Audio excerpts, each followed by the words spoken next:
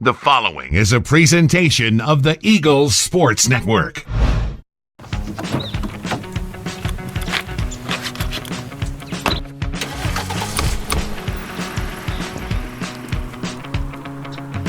Season 2, Episode 2, Coaches in Cars Getting Coffee. The voice of the Eagles, Adam Cavalier, alongside wide receivers coach Justin Zimmerman.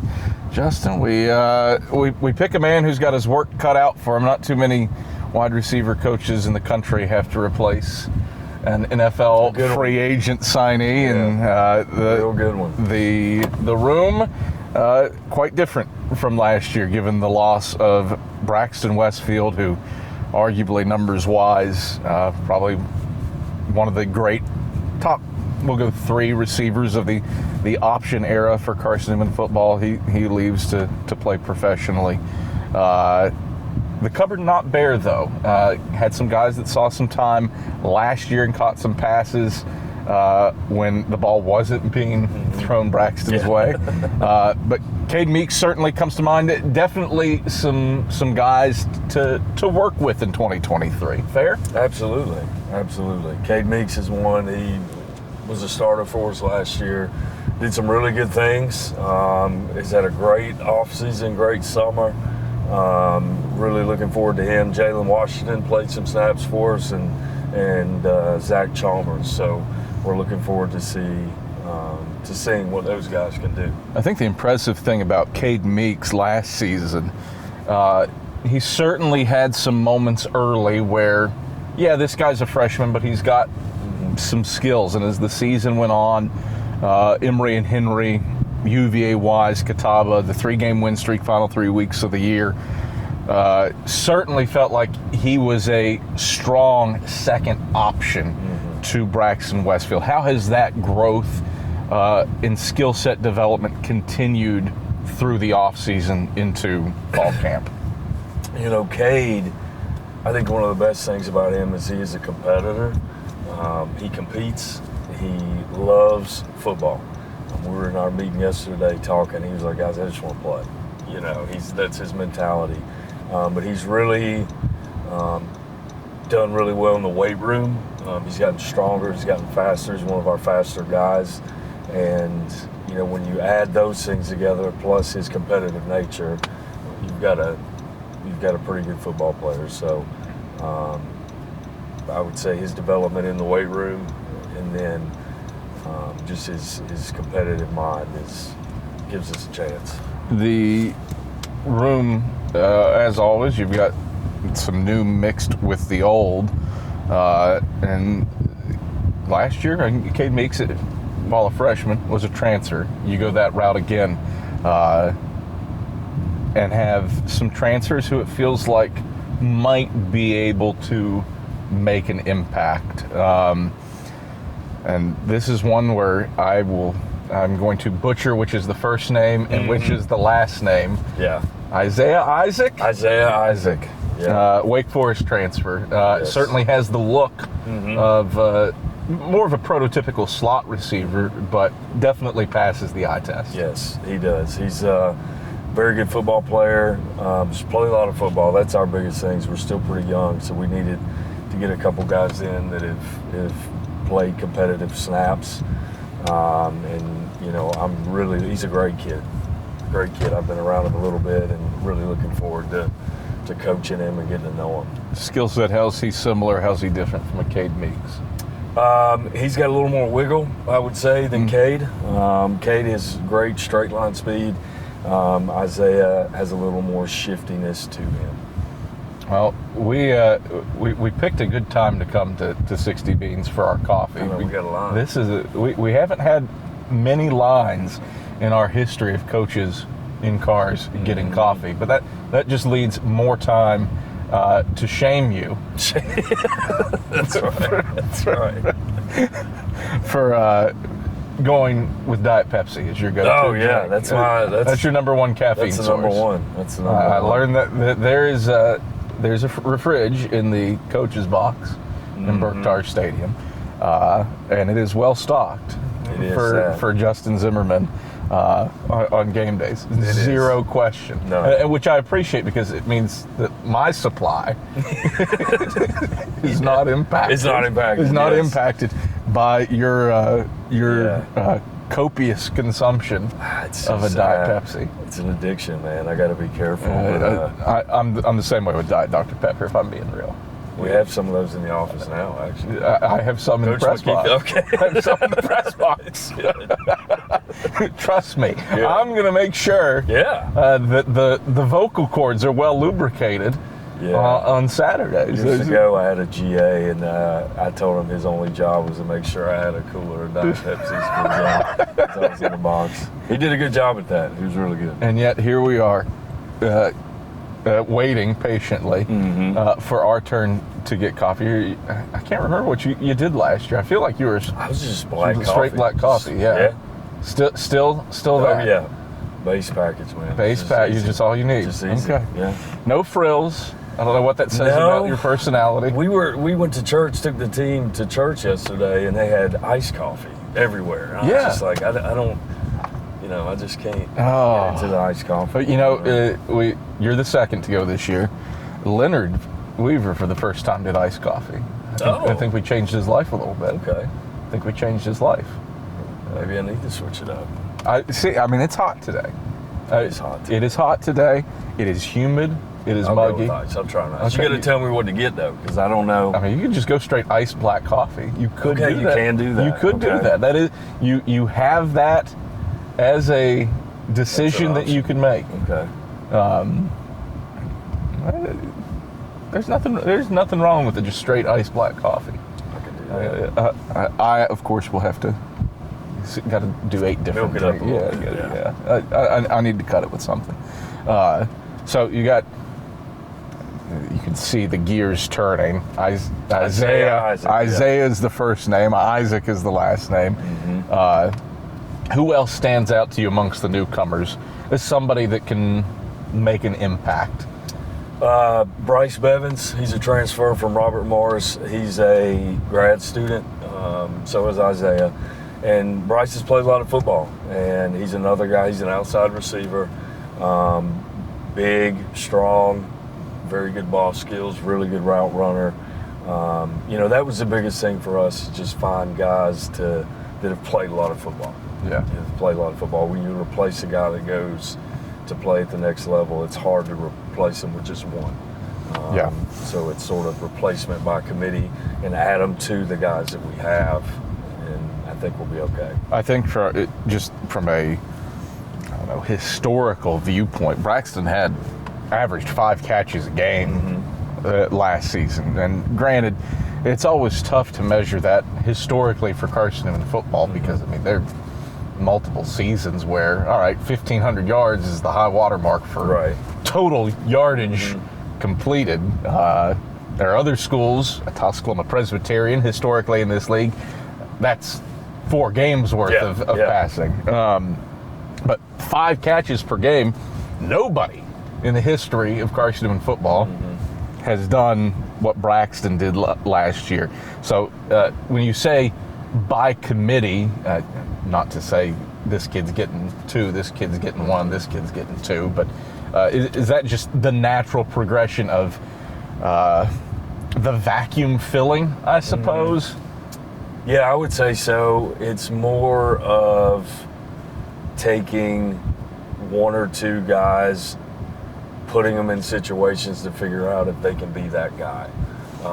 We haven't had really any of them really step out to be that guy, the same type impact guy that Braxton was. Now they all have the ability, and we'll find out this camp, and I think we have some that could be that, but until we figure that out, we've tried to add a few. I think that's probably fair. If you look at the history of receivers in this league, a Corey Washington at Newberry wasn't replaced by just one guy.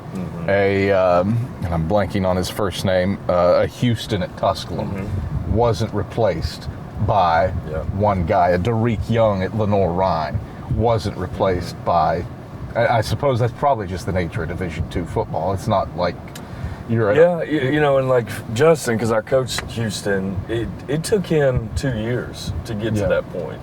He didn't show up. He was a really good player as a freshman, but it wasn't until his sophomore, junior year that he really just turned into that guy. So, and we still have time to develop our guys. They're still pretty young. So. I think, too, Zach Chalmers was a freshman last year. Jalen Washington, technically a freshman, I suppose, but he's been in the program for a couple years.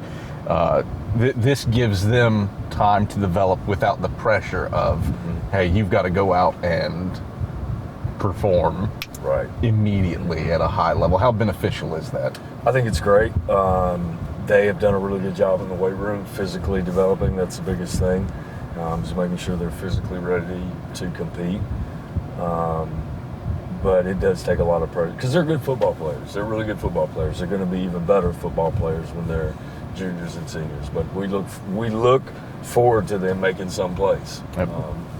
Part of being a Carson-Newman wide receiver, at least historically, when it was the full-on veer, you got to block. While it's a multiple veer option attack now, I'd say that's still probably the buy-in to push somebody 30, 40 yards downfield needs to be there. What do you see from guys? The capability of keeping people off the ball. That's one of our pillars of play, really, is playing physical. I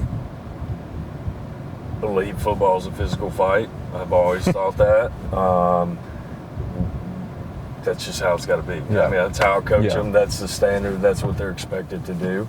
And if they don't do that, they're not going to play. I mean, it's just as simple as that. They got to have a little. They got to have a little something to them. I mean, they got to have a little nasty streak to them. And if they can't get passionate about it and excited about every aspect of the game, they probably shouldn't be doing it in the first place. Aside from the absence of Braxton Westfield's presence, what's the biggest difference in your room from year one to year two?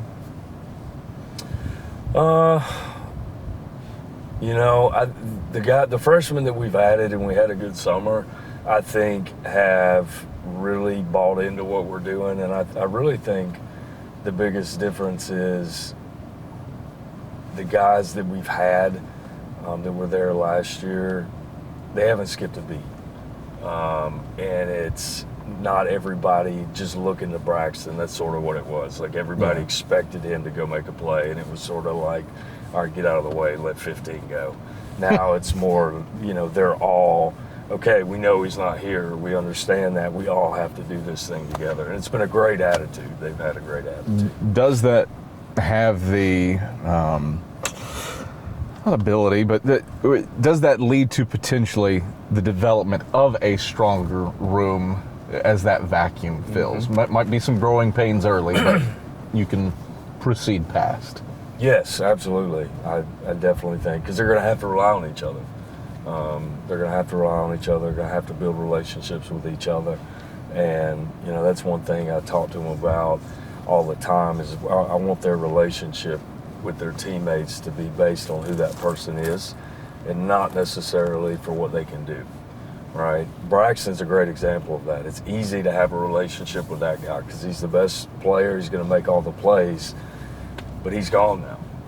So what happened, is that relationship still there? If it's based on what they can do, it's not going to last, but if it's based on who each person is, you can do a lot. Coach McKeithen said this a couple weeks ago, and it made a lot of sense to me. It was something like, you can't scheme brotherhood. You can't scheme brotherhood. We may not, match up great against every opponent we have. We may match up really good, but you can't scheme that brotherhood. I think often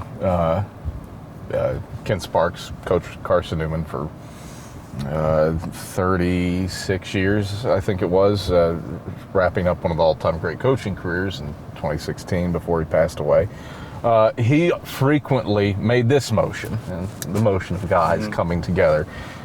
I, by my own admission, not around as much as the coaches are. But it feels like this is happening.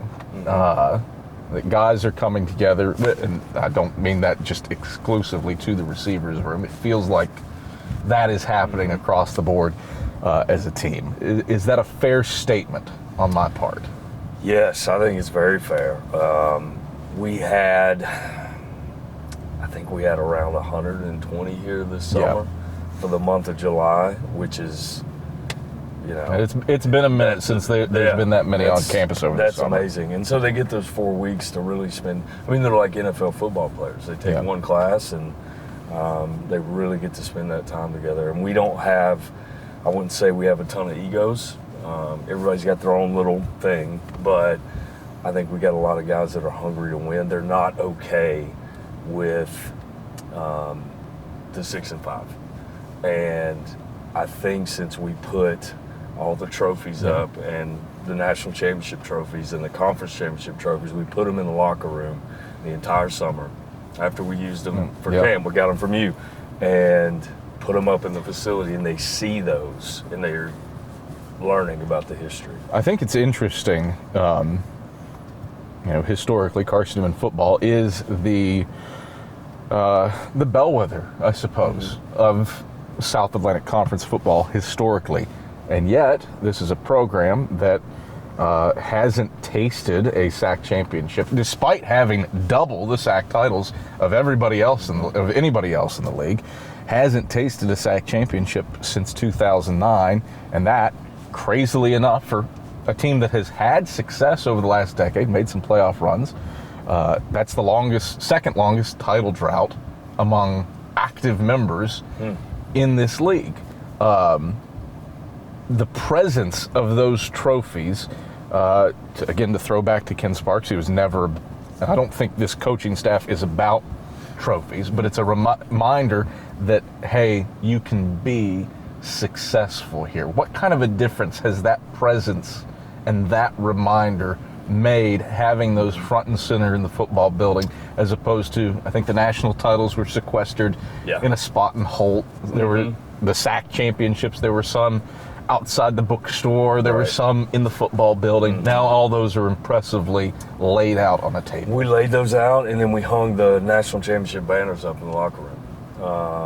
And to be honest with you, a majority of our kids had no clue that Carson-Newman, that's what Carson-Newman should be. And it was sort of like, so that's what, they've heard the stories, they hear the alumni come in and talk about those days, but for them to see it, feel it, touch it, it just makes it real to them. Yeah. That it's achievable.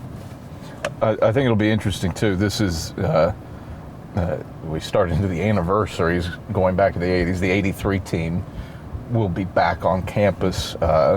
Granted, players from, you've talked about the 83 team, you're probably talking about the 84 team, the 86 team. There's quite a bit of crossover, but it's the 40th anniversary of Carson-Newman's first national championship winning team.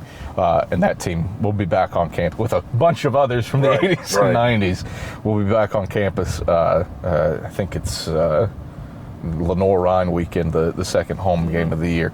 I think that's one thing that's really special about Carson-Newman, the brotherhood of alumni that have played here and are still invested in what this place is about, and invested in what the current team is about and can do. I know you're not an alum.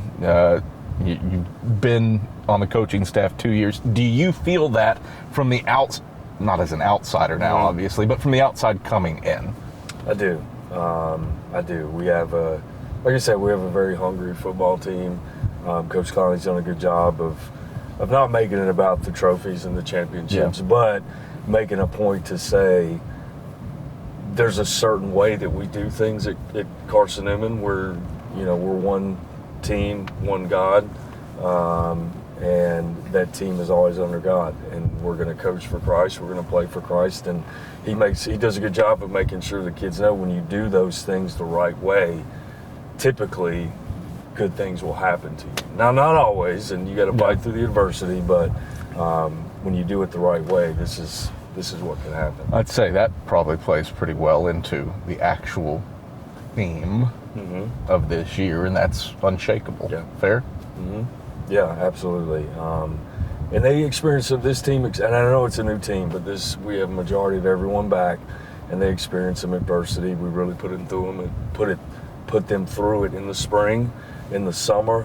I know the weight room guys, they've hit numbers that they couldn't believe, over the summer. So they've experienced some adversity. They could have been shaken a little bit, but they're doing a good job embracing the unshakable thing.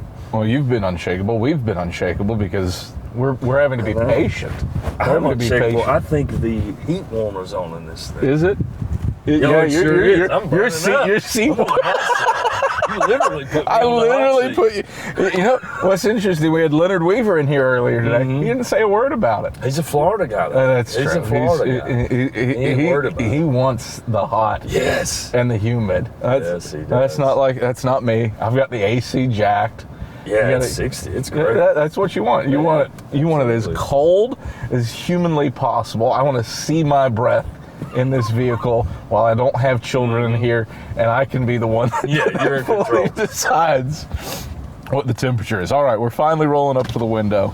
You said you're going ice black. You want a large? You know what? I saw something on the board. I want to do the ice caramel macchiato. Yeah, that's what I want to do. Yeah. Take two. Take two. Are you getting another one? He wants a large iced caramel macchiato. I literally have all of you guys coming through except for Keith. I'm gonna take a large dirty iced chai, please. Nice.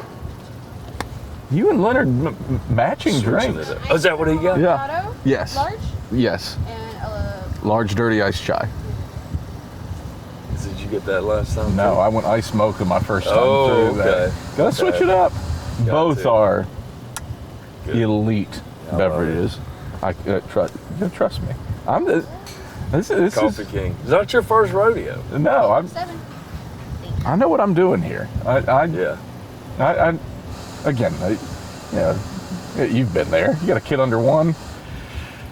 And fall Caffeine. camp, you gotta Caffeine. be, you gotta have. Thank you so much. Yeah, and we get on the field today and getting, Yeah. the juices flowing, getting worked up for that. You absolutely, at least, children aren't sleeping. You gotta have a little bit of a, punch, kick, yeah. a little bit of a kick, just to stay upright. Yeah, just and then to take the edge off a little bit. Because inevitably, what will happen is I'll go to read a book, and it's.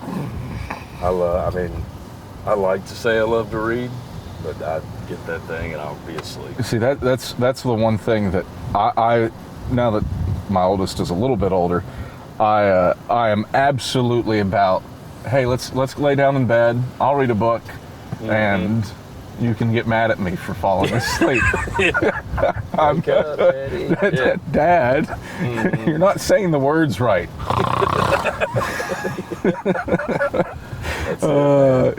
I think that's probably one of the nicer things about Carson-Newman, how truly familial, almost encouraged. Hey, you need the kids around? Let them be involved. And then let everybody else, let your players, student athletes of all sorts, see Absolutely. that, hey, this is how you can be a good father, be a good mother. And I'm not speaking just football, athletic department wide. Sure. Here's a chance to provide a good example. Yeah, and I think that's part of the deal. When you sign up to coach, it's not just about the games. Winning the games and coaching the games is fun, but for us here, for me personally, it's about the relationships with the kids and really getting to know them and trying to model those things for them in everything we do. So that's one of the blessings, I think, of coaching, is when you've done it long enough. I think this is year 14 for me, that you've got guys now that are getting married and having kids, and it's just, they call you and tell you it's very fulfilling. Does that make you feel older or younger? when you have those Man, moments I happen? still feel pretty young. I mean, I try to hang out with the GAs a lot. They're in here grinding their tails off, and it makes me think back to my GA days, and I'm like, I still got it. But, How do you see that relationship coming through in the receiver room, year 1 to year 2 on the staff? I think there's more of a trust level. We've had a year to build relationships and build some trust. And I think once they trust you, you've got a chance. You were a late addition too. I think that probably can't be That was tough. understated. Yeah. It was late July, early August. I feel It like was a when week before we started. yeah. Obviously, hair on fire. Let's throw back to Unshakable again. Not that was the theme last year, but you went through that Right. fire. Now that it is a little more settled, just how beneficial is that? It's good. Again, to be an example to the kids and just say, all right, guys, I'm here. I'm going to learn from you. You're going to learn from me. We're going to do it all together. And I think walking into that situation like a tyrant is not the way to I know the go. last one you had didn't have the dome, Oh, but my Carmel's pretty in this one. Wonderful. You get a I got- dome. This is my first time. yeah. Coaches, go. I know it. show that off. Yeah, look at that. Look at that is a that. gorgeous. Thank you. Very well done. That is very well made. Dirty ice shine. Mine is not as pretty, Have a good but one. mine is equally delicious. Thank you so much. Appreciate you. I mean, this is really good. All right, here we go. Yours is beautiful. It is. I don't know how she did that. There you They're go. magic. Right there. I want your sip and I want your reaction. Wow. That's really good. Change your life. It will. Change your life. I mean, sweets are my thing. See, that's shocking to me that your default Sweets. is a black coffee when there are so many. I mean, this isn't coffee. This is a treat. This is a treat. This is a This is treat. like a milkshake. Yeah. Yeah. That's. I mean, we know Larry Slade's going to get in this car and have a small black coffee. We know that's going to happen. But this, I mean, when you tell me that Justin Zimmerman, just give me a black coffee. As somebody who enjoys sweets, I think that's staggering. This is a new one. All right. Go with this. We wrap up.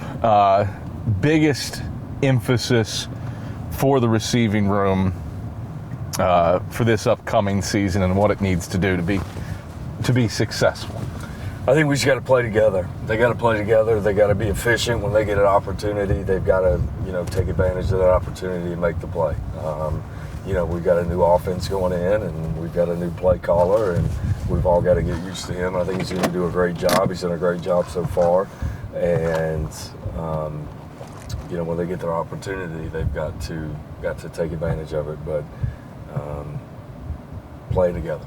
Justin Zimmerman, thanks for the time. Absolutely. Thank You you. really got put through the pressure cooker with No, it was the good. long way. That was a good time, and thank you for twisting my arm. Justin Zimmerman, voice of the Eagles, Adam Cavalier.